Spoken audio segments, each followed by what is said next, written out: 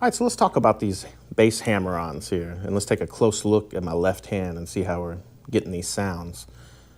I think I'm going to take a very simple, in A, root fifth bass approach, which is pretty standard. And maybe the chord moves a whole step below to G, and this time we'll approach it from fifth root. So we get A, E, D, G, A, E, D, G. And how are we getting that sound? Well, first of all, we're pressing down firmly.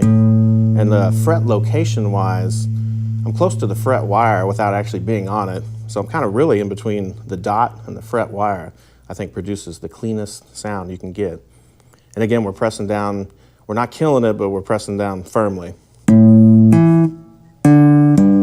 When you press down and you're getting ready to go to the next bass note, you'll notice my index finger is still where it was, right on the fifth fret.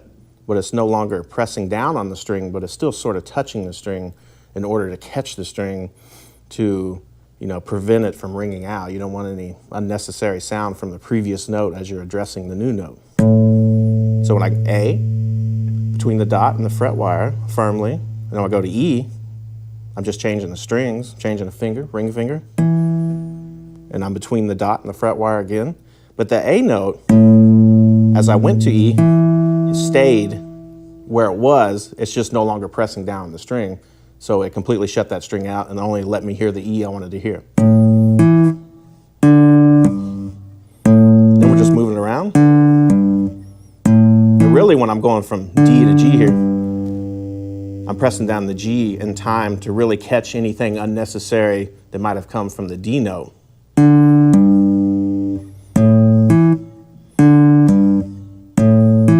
And that's the thing of beauty, because now this hand is doing nothing, so I can do whatever I want with this hand.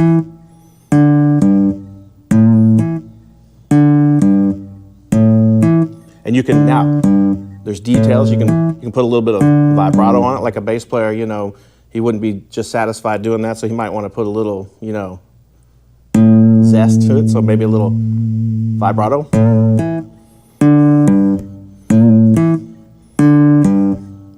Just to spice it up a little. The little techniques are infinite. You could even double notes, whatever you want to do there. There's options are endless for that. So you saw the double bass note thing I did. Now, that's a friendly tempo we just did that, but if the tempo was more up, you would probably want to use two fingers in the same fret, just like a bass player would. Strike the string twice with his right hand, but we're not using the right hand. We want that hand to be free for percussion or whatever else. So I would use, and tempo could dictate this, but if it was medium, maybe a little faster than what we did, you could almost get away with one finger. I like that sound too because it's a little bit, almost like a ghost note, but not quite. They may not be even hits, but that's cool for something like that.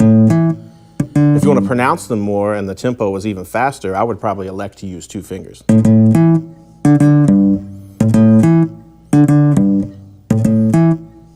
The attack's a little bit more even that way and more pronounced. You can hear it better.